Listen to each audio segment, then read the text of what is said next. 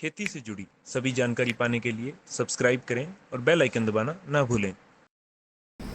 नमस्कार किसान दोस्तों, मैं परमात्मा सिंह आपका सर्वफ्लो एग्रो क्लिनिक यूट्यूब चैनल पर स्वागत करता हूं। दोस्तों, आज हम चर्चा करेंगे फार्मर लोन और इंडस्ट्रियल लोन के बारे में कि ये फार्मर लोन क्या है, कितना अभी तक इंडिया में फार्मर्स के ऊपर लोन दिया जा चुका है और कितना इंडस्ट्री को लोन दिया जा चुका है, कितना ऐसा अमाउंट है फार्मर्स का जो अपने कर्ज माफ़ी बोलते हैं सरकार द्वारा वो किया जा चुका है और कितना कर्ज माफ़ी कारपोरेट या इंडस्ट्रियल लोन का सरकार द्वारा किया जा चुका है। कितना अमाउंट है जो सरकार का कहना है कि वो एनपीए अकाउंट में चला गया फार्मर्स की तरफ से, और कितना वो अमाउंट है जो कारपोरेट सेक्टर की तरफ से एनपीए अकाउंट में चला गया। तो इन सब बातों पर चर्चा करने से पहले हमें यह जानना जरूरी है कि ये एनपीए अकाउंट या बट्टा खाता जिसे बोलते हैं कि यह क्या होता है।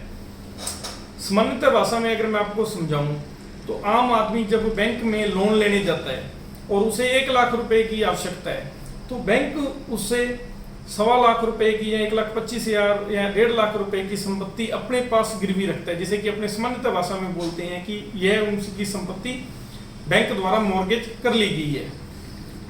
किसी भी दशा में जब वो आम आदमी उस लोन को नहीं चुका पाता तो बैंक उसकी कुर्की करके या उसकी उस संपत्ति को बेचकर अपना लोन या अपना जो उसने उसको अमाउंट दिया हुआ है उसे वो वसूल कर लेता है। वहीं जब अपने कारपोरेट सेक्टर या इंडस्ट्रियल लोन की बात करें तो वहां पर बैंकों के द्वारा उन कारपोरेट सेक्टर को जो लोन दिया जाता है और उसकी एवज में जो संपत्ति रखाई जाती है, गिरवी रखता है अपने पास, उसका बहुत बड़ा डिफरेंस होता है।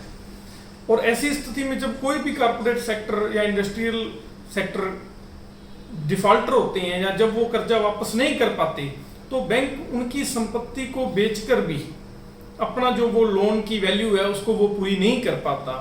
तो इस तरह के डूबे हुए कर्ज या जो अभी डूबने वाले हैं या डूबने के बिल्कुल नजदीक पहुंच चुके हैं, जिनकी रिकवरी की संभावना नहीं है, जो अमाउंट होता है उन अकाउंटों का उसे एनपीए यानी कि नॉन परफॉर्मिंग एसेट्स बोला जाता है। आइए अब हम इनके बारे में विस्तार से चर्चा करते हैं। चलिए पहले फार्मर लोन के बारे में बात करते हैं। आरबीआई की रिपोर्ट के मुताबिक पिछले 5 साल से प्रति वर्ष कुल कर्ज सरकार 70 से 80 लाख करोड़ रुपए हर वर्ग को दे रही है। इन हर वर्ग में अगर अपने बात करें तो agriculture, micro, small and medium industries, export credit, education, housing, social infrastructure, renewable energy और भी बहुत सारे इसमें वर्ग आते हैं। अगर सिर्फ फार्मर लोन की बात करें तो वह पूरे कर्ज का 10 लाख करोड़ रुपए ही किसानों को मिल पाता है। भारत में लगभग 14 करोड़ फार्मर फैमिलीज हैं। भारत में हर फैमिली पर एवरेज 47,000 रुपये का कर्ज है। अगर हम कुछ सबसे ज़्यादा फार्मर लोन लेने वाले राज्य देखें तो केरल उनमें सबसे ऊपर आता है। केरल में एवरेज हर फार्मर फैमिली पर 2,13,000 के करीब एग्रीकल्चर लोन है। वहीं आंध्र प्रदेश में यही अमाउंट 1,23,000 है, पंजाब में 1,19,000 है और गुजरात में सबसे कम 38,000 प्रति फार्मर फैमिली लोन है। आप सभी स्क्रीन पर बाकी राज्यों के कर्ज का हाल भी देख सकते हैं। वह इसके अलावा आप यह भी देख सकते हैं कि सरकारी कर्ज के अतिरिक्त जो बैंकों से या इंस्टीट्यूशन, गवर्नमेंट इंस्टीट्यूशनों के अलावा जमींदारों या साहूकारों का कितना कर्ज है वो भी आपको इस लिस्ट में इसके साथ साथ दिखाई दिया जाएगा।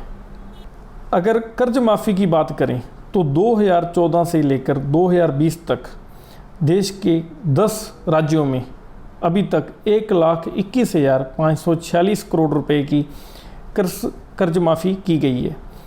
इन राज्यों में सबसे ज़्यादा महाराष्ट्र 30,500 करोड़, उसके बाद उत्तर प्रदेश 25,000 करोड़, फिर कर्नाटका 22,000 करोड़, राजस्थान 15,000 करोड़ और वहीं सबसे कम पौंडीचेरी में 19 करोड़ रुपए कर्ज माफ़ किया गया है।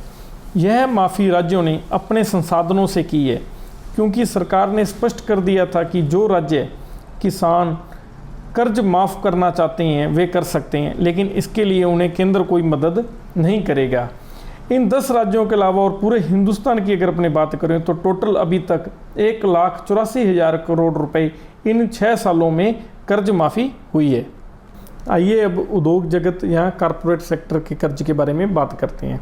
जैसा कि मैंने पहले बताया था कि सरकार प्रति वर्ष 70 से 80 लाख करोड़ रुपए का कर्जा देती है, जिसमें से सिर्फ कॉरपोरेट सेक्टर को 27 लाख करोड़ रुपए का कर्ज मिला है, जो कि पूरे कर्जे का 35% आता है। 2017 में आरबीआई द्वारा नेशनल कंपनी लॉ ट्रिब्यूनल की एक रिपोर्ट में यह बात प्रकाशित की गई कि देश की टॉप 12 कंपनीज का 3,45,000 करोड़ रुपया एनपीए अकाउंट में जा चुका है, जिसे सरकार के प्रयासों या बैंकों के प्रयासों द्वारा सिर्फ 48,300 करोड़ रुपए ही रिकवर हो पाए।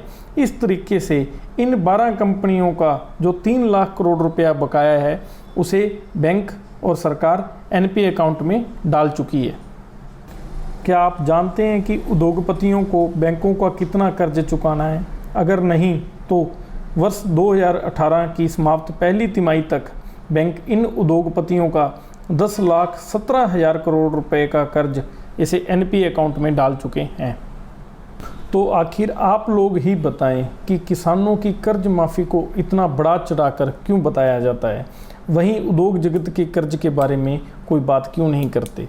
क्या किसानों का 1,84,000 रुपये करोड़ का कर्ज जो अभी तक माफ़ हुआ है वो देश के लिए एक भयावह चुनौती है? वहीं सिर्फ 2018 की पहली तिमाही का उद्योग जगत का 10,17,000 करोड़ रुपए का कर्ज है, वो कोई मायने नहीं रखता। वहीं इस सब में से एक बात और निकल कर सामने आती है, वो है कि किसानों के कर्ज के नाम पर सरकार व बैंक कर्ज किसी दूसरे वर्ग को बांट रहे हैं। आइए आपको एक रिपोर्ट के बारे में विस्तार से बताते हैं। दी वायर द्वारा सूचना के अधिकार के तहत मांगी गई सूचना में आरबीआई ने खुलासा किया कि वर्ष 2016 में पब्लिक सेक्टर के बैंकों ने 615 फार्मर्स के अकाउंट में 58,561 करोड़ रुपए का लोन दिया। यह प्रत्येक खाते में यह अमाउंट लगभग 95 करोड़ रुपए से अधिक का आता है। अब आप ही बताएं कि ऐसा कौन सा किसान है जिसको सरकार ने 95 करोड़ रुपए दिए? आखिर ये बैंक इस धोखाधड़ी को कब समाप्त करेंगे और कर्ज और ब्याज के नाम पर किसानों का शोषण कब बंद करेंगे? क्योंकि जब कभी एक किसान केसीसी या अपने फार्मर लोन को नहीं भर पाता तो उसकी ज़मीन को बेचकर उसकी कुड़की निकाल दी जाती है और उसे अपना पैसा रिकवर किया जाता है। लेकिन जो ये 95 करोड़ वाले वर्ग है, इनका लोन सरकार किस तरीके से वसूल करेगी, ये इसके बारे में कभी भी कोई भी बात नहीं करता। तो आखिर ये भेदभाव किसानों के साथ क्यों किया जाता है? क्यों दोनों वर्गों फार्मर और कॉरपोरेट सेक्टर में कर्ज माफ़ी की अलग अलग नीतियां हैं? फिर भी अगर आप आंकड़े देखोगे तो हिंदुस्तान में हर साल 10,000 से ज़्यादा फार्मर सुसाइड या किसानों के आत्महत्या के मामले आते हैं। आखिर क्या कारण है इस सारे चक्रव्यूह का? स्वामीनाथन रिपोर्ट के अनुसार अगर आप स्क्रीन पर देखोगे तो आपको यह पता चलेगा कि एशिया के बाकी देशों के मुकाबले में भारत में चावल, गेहूं, गन्ना आदि के मिनिमम सपोर्ट प्राइस में कितना अंतर है। अब आपको यह बात समझ में आ ही गई होगी कि भारत और एशिया के दूसरे देशों में फसलों के मिनिमम सपोर्ट प्राइस में कितना फ़र्क है। कृषि भारतीय अर्थव्यवस्था का एक महत्वपूर्ण क्षेत्र है। भारतीय कृषि भारत के टोटल जीडीपी में 18% का योगदान देती है और यह देश के मजदूर वर्ग का 50% मजदूरों को रोजगार प्रदान करती है।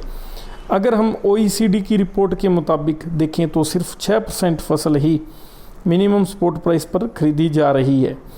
अगर सरकार ने कुछ नहीं किया तो किसान वर्ग इसी तरह पिछड़ता रहेगा। एक किसान को कर्ज की नहीं लेकिन एक अपने फसलों के अच्छे मूल्यों की आवश्यकता है।